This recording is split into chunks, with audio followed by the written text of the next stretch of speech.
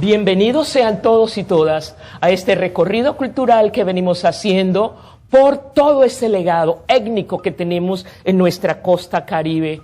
Hoy, desde el Hotel Barranquilla Plaza, tendremos la oportunidad de disertar sobre toda esa diversidad cultural étnica de nuestra región Caribe, y para ello tenemos invitados especiales. Son ellos el doctor Harold Salazar, Harold Ballesteros, y desde luego un invitado especial de nuestra etnia Mocaná, Alfonso Santiago. Les invitamos pues para que nos acompañen durante todo este recorrido étnico-cultural.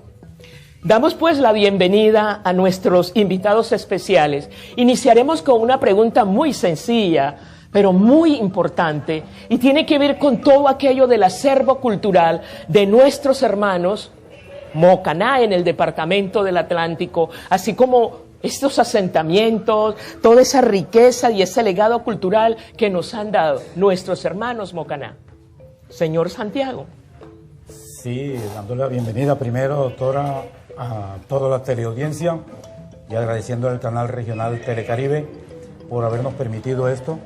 Sí, nosotros estamos aquí atendiendo ese llamado porque la diversidad, lo cultural que nos llama, que nos motiva a estar aquí, tiene que ser mostrado, ya que gracias a gestiones e inquietudes de nosotros pudimos rescatar y hoy se encuentra nuestra etnia reconocida por el Ministerio del Interior como una parcialidad en todo el territorio del Atlántico, conformada por 6 pueblos. ¿Podría explicarnos qué significa esto? Utensilio de ellos utilizado como un hacha manual, también lleva un mango de madera, sí, incrustado, diferente al que es hoy, que la madera iba incrustada en el metal. Este iba incrustado en la madera y iba apretando más. ¿Y cómo para qué lo utilizaban? Para picar, cortar, y ya más grande, algunas de unos 3 kilos que hemos encontrado, todas llevan el mismo perfil, todas llevan, se indica el uso, hay más grande para tumbar árboles. ¿Y este elemento? Este es uno de los elementos como tótem sagrado que usaban también, y vemos que lo de eso del pito no es nuevo, ya ellos usaban un pitico, le daban otro uso como adorno, como utensilio, porque todo lo que usaban ellos nada más era el barro y la madera, no tenían disposición de metal como hoy en día, todos los utensilios eran en piedra y madera. Muy bien, excelente por todos estos aportes de la cultura mocaná, pero la historia nos ha negado gran parte de ese legado cultural de nuestros hermanos y hermanas procedentes de África. Le pregunto al doctor Harold Ballesteros, además del tuntún del tambor, además del baile, del mapalé, de la cumbia, ¿qué otros elementos importantes pudiéramos dar a conocer a nuestros televidentes en razón al legado africano? Bueno, Carmen, son múltiples los aportes del pueblo africano en América. Ustedes saben que la venida del africano a América se produce justamente en el momento en que hay una crisis de mano de obra indígena, y eso permitió que se le pidiera a la reina la dispensa para traer hombres que luego se colocarían en condición de esclavos en América. Y con ellos ustedes saben que todo hombre, cuando se traslada de un lugar a otro, este hombre es además portador de cultura. No solamente es un comerciante o no solamente es un trasplantado de un territorio X a un territorio Y, sino que en sí este hombre es poseedor de todo el acervo cultural. Por otra parte, nosotros hemos tenido a lo largo de la historia una cosa muy clara de manera primaria, y es que parece que lo único que trajimos fue lo folclórico. Y sucede que lo folclórico evidentemente es lo más cercano a lo primigenio de cada cultura. Sin embargo, la cultura, como es tan cambiante, en la medida en que se va avanzando en ella, en la medida en que se van haciendo convenios de hibridación, es decir, negociaciones de cultura, digamos que los grupos culturales no van acabando con lo anterior, pero indudablemente van refinando algunos elementos de la cultura. El hombre afrodescendiente, ya no el africano, sino el afrodescendiente al cual pertenezco, indudablemente ha entrado en una nueva dimensión, y es que es en el reconocimiento de que no solamente es en la danza, es en el folclore o es en el boxeo que se, ciertas artes como el de Sistina, que era tan terrible, pero hoy encontramos a estos hombres en la universidad, hoy los encontramos dirigiendo poder, entre otras. Uno de los primeros presidentes de Colombia fue el presidente Nieto y era negro. ¿Sí? Esto, digamos que de alguna manera, lo que encontramos es que hay también cierto ocultamiento de la historia con respecto a los aportes de los hombres intelectuales de la comunidad afrodescendiente. Excelente, maestro. Teniendo en cuenta esto del ocultamiento, quisiéramos que el doctor Harold Salazar, que es una persona versada en todo esto de los medios de información masiva, nos contara un poquito sobre la importancia de la visibilización de todos estos valores étnicos para el desarrollo de nuestro país. Carmen, muchas gracias. Es importante estar aquí en Huellas de Africanía compartiendo un poco de los elementos fundamentales de nuestras culturas como un país pluriétnico y multicultural, pero es claro que como principio de un Estado liberal que busca que se visibilicen sus diferentes culturas, debería existir un incentivo, una política pública de fomento a la difusión de los valores culturales de todas las etnias que hacen parte de nuestro territorio nacional. Yo creo que eso se queda en unos simples postulados constitucionales que suenan muy bonitos, muy hermosos, pero eso en la praxis es poco lo que se aplica.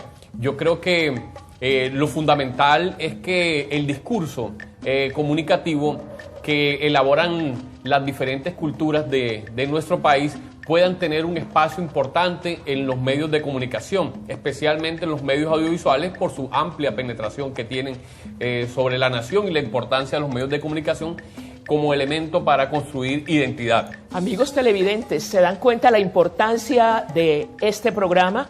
Les invitamos a continuar en sus lugares y nos vamos a una pequeña pausa de comerciales, pero continuaremos. Bueno, televidentes, continuamos por este recorrido cultural étnico aquí en nuestro canal Telecaribe.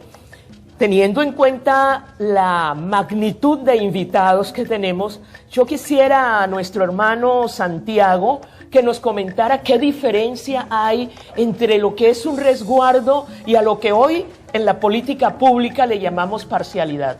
Sí, doctora, cuando se habla de resguardo ya es legalmente constituido, aprobado y reconocido por lo público, por el gobierno. Se habla de departamento, distrito, municipio y resguardo. Hay como un respeto más hacia esa comunidad. Nosotros fuimos reconocidos apenas como parcialidad, porque estamos distribuidos en los municipios, pero no tenemos específicamente un resguardo, donde ya tenemos más auxilios, otras cosas, más beneficios. Hasta ahora nos defendemos en las distintas actividades, pero tenemos una habitación por allá, otra por acá. Únicamente tenemos una sede donde lo hacemos de costumbre, segundo domingo de cada mes nos reunimos. Eso son integraciones grandes. Y allí manifestamos lo cultural, vamos rescatando las costumbres, vamos teniendo en cuenta a los niños, porque ya hay consejo de jóvenes, de niños, de ancianos, de hombres, de mujeres. De esa forma vamos rescatando aquello. ¿Y tienen cabildo, gobernador? Tenemos un cabildo que anteriormente era cacique, ahora lo llamamos cabildo o gobernador. Estamos ahora fortalecidos cuando conocimos de que hay 102 pueblos indígenas Eso representa 1.200.000 hermanos indígenas en Colombia y representado por la Organización Nacional Indígena ONIC. Me llama poderosamente la atención por qué encontramos solo en el Atlántico la etnia mocaná y no lo encontramos en La Guajira ni lo encontramos en otro lugar de Colombia. La etnia mocaná, si tenemos los hermanos en La Guajira, los guayú. Los guayú conocidos. hacen parte de la misma... Relacionamos mucho con los guayú. La Relacionamos lengua, mucho, las costumbres. sí, nos entienden. Los O sea, Chibila lo que se y denomina los una Aruana, familia lingüística. que O sea, es la posiblemente- misma familia. exactamente. Sí, pero, Pero las ubicados en costumbres espacios imaginarios totalmente diferentes. distintos. Son diferentes, sí. A mí me interesaría y creo que al televidente también el poder entender que la Constitución del 86 justamente fue tan violenta que liquidó las muchísimas lenguas en este país, entre esos las de ustedes. Igual los de San Andrés de Sotavento y otra serie de grupos indígenas perdieron su lengua y la perdieron fundamentalmente por la invisibilización a que la sometió en la monocultura occidental producida en la Constitución del 86. Entonces ahí entraría el doctor Harold Salazar a comentarnos de la importancia de la visibilización, lo reitero, a través de los medios de información masiva de todos estos elementos y de todas esta cantidad de información y de conocimientos que se poseen desde las etnias, pero que está oculto. Yo creo, Carmen, que el gran salto cualitativo que corresponde a los actores de la política de comunicación en el país es que el discurso de comunicación étnica trascienda de la mediación que hemos hecho nosotros los mestizos. Entonces, siempre vimos programas documentales de diferentes géneros y formatos en el cual se exhibían costumbres, usos, tradiciones de los pueblos ancestrales, pero siempre era una cámara dirigida por un mestizo, siempre era un director mestizo y siempre digamos que el hecho cultural de esa comunidad, de ese pueblo étnico, estaba mediado por otra comunidad. Entonces, el gran aporte, o sea, ese salto cualitativo que debe darse hoy, y es a lo que está generando, digamos, como toda la regulación en materia de comunicaciones, en el cual participa el Ministerio del Interior, el Ministerio de las TIC, la Autoridad Nacional de Televisión, y por supuesto deben entrar los canales públicos, es que los grupos étnicos sean los productores de su propio contenido. Es tan importante la investigación y es tan importante el reconocimiento étnico que tenemos en Colombia, porque es como fortalecer aquello que llamamos la identificación cultural. Es sentirnos que todos y todas hemos nacido en un país pluriétnico y multicultural como es Colombia. Les invitamos a continuar en sus televisores porque nos vamos a un pequeño corte de comerciales. Continuamos con su programa Huellas de Africanía y les recordamos hoy desde el Hotel Barranquilla Plaza. Bien, quisiéramos que nuestro hermano y amigo Alfonso Santiago nos hiciera como un breve recorrido por todas esas costumbres propias de nuestra etnia mocaná, esos arraigos y aún más en este escenario de globalización en donde se atomizan las culturas autóctonas que están haciendo ellos para la recuperación de su propia cultura. Cuando estamos enfrentados con un mundo occidentalizado, hasta nuestros propios familiares, meterle en la idea lo cultural, lo tradicional, nos ha costado esfuerzo, pero vamos venciendo eso y estamos por eso con el princesado, con que se consuman los productos naturales, ¿sí? La medicina natural, no tanto, está libre de químicos, de preservativos, se recurra al vino, a la chicha, todo lo elemental. ¿Y esto nosotros qué empleamos. Ese es un medicamento donde están empleadas unas 7 plantas conocidas tradicionalmente como antisépticas, antialérgicas, analgésicas, reunidas para la enfermedad moderna la chikungunya. Entonces ha tenido acogida porque desinflama, quita el dolor y quita la alergia. Entonces son diferentes síntomas que da, que no es sino que la persona, de acuerdo a sus defensas, así lo ataca y le está despertando síntomas que tenía escondido, y ahí llega y hace efecto sobre eso. Nosotros hemos dado, nos duele que los hermanos estén sufriendo y presentamos esos productos naturales, que no acudan a tanta pastilla que les inflama, que les produce efectos secundarios, sino lo natural. ¿Y en cuanto a la lengua? La lengua, pues el daño más grave que nos hicieron los españoles, nos violaban a las indias, las torturaban, a los más ancianos por la sabiduría los aislaban para que no transmitieran la lengua a los pequeñitos, y así de esta forma, hasta registro que llegaron a mocharle para que no hablaran, hasta que le impusieron el español. Le quitaron las costumbres y pues les cambiaron.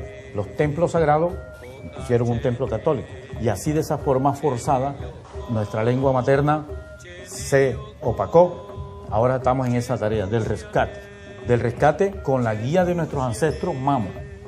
Los mamos de allá nos dirigen cuando estamos en los sitios sagrados.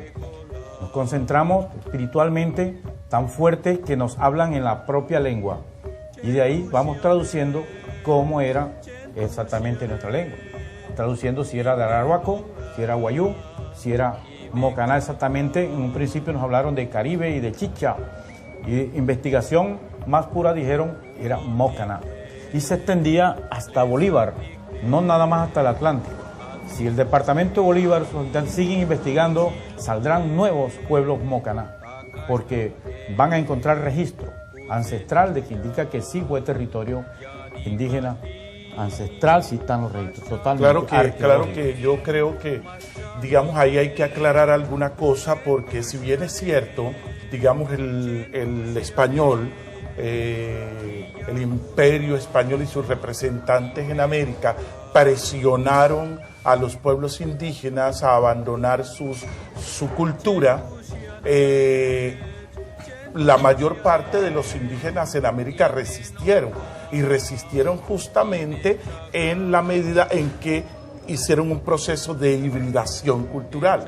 Lo que pasa es que mucho más que eso, para desaparecer la lengua mocaná, se produjo fue a partir de la Constitución del 86. La Constitución del 86 determinó que había una sola lengua, que era el castellano, que había una única cultura, que era la cultura blanca occidental, ¿verdad? Y eso llevó a tal punto en que fue eliminando las posibilidades lingüísticas, los marcadores lingüísticos, los marcadores fonológicos de estos grupos culturales indígenas.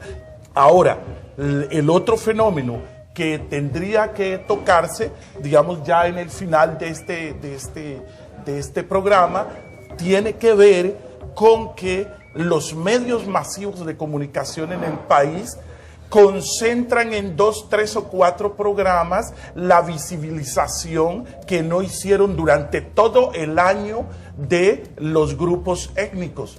Entonces, te hacen un programa al final del año, cuando a lo largo de 12 meses debieron haber planteado una política, ¿verdad?, de inclusión, de visibilización, una política pública real y de compromiso con los grupos étnicos. Y eso está pasando a nivel nacional y está pasando con las televisiones regionales, y yo creo que ahí hay que llamar la atención, Harold. Totalmente, Sí, porque la política pública debe responder a una verdadera intencionalidad en lo regional. Y aquí el hecho regional es supremamente clave, porque desde el Golfo de Urabá hasta la península de La Guajira tenemos un sinnúmero de culturas, nada más por hablar del Caribe continental, que son invisibilizadas a la programación, y no puede ser que los canales regionales se dediquen a reprogramar modelos del interior del país. Es necesario que fomenten nuestra cultura, que fomenten nuestros valores, y que proyectos como Huellas de Africanía estuviesen presentes a lo largo del año, que es lo que señalaba Harold.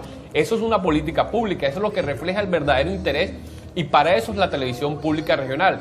Entonces, la posibilidad de tener un discurso que nuestros hermanos de diferentes etnias puedan circular sus imaginarios y puedan proponer sus propios contenidos hechos por ellos mismos. Y en algunos casos, ¿por qué no? También que puedan ser relacionados con el discurso de otras comunidades, pero lo fundamental es que la política pública se refleje en hechos concretos y no en dádivas los cuales se cumple como la cuota de pantalla. O sea, y se cumple con lo que dice el Acuerdo 01, que un porcentaje mínimo de la programación debe tener enfoque o contenidos étnicos. En esto básicamente hablamos de contenidos étnicos y que deben tener una clara orientación a las políticas públicas de fomento a una comunicación incluyente en nuestra región Caribe. Incluso los costos, uno dice, bueno, el problema de los costos es que hay que ir a Palenque, a San Basilio de Palenque, hay que ir al otro resguardo. No, Barranquilla es una ciudad-región y en esta ciudad se encuentra prácticamente todas las manifestaciones culturales del Caribe colombiano. Bueno, podríamos decir que Barranquilla es un escenario propicio para la difusión, para la visibilización de todos esos valores culturales étnicos propios de nuestra región Caribe. Lástima, se acabó el tiempo. Vamos a terminar y quiero dar gracias a Harold Salazar, a Harold Ballesteros, a Alfonso Santiago, a nuestro canal Telecaribe, a el Hotel Barranquilla Plaza, al equipo que nos ha acompañado en este día y a todas las personas que de una manera u otra han aportado a que hoy Colombia y el Caribe colombiano sea rico en cultura étnica.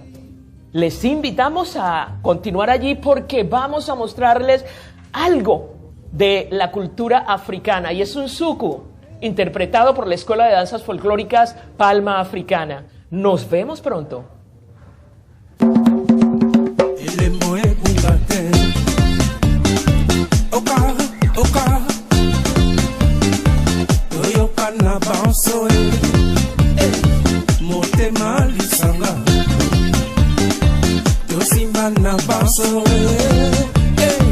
Quels que soient les problèmes, no quiero contarte, on te va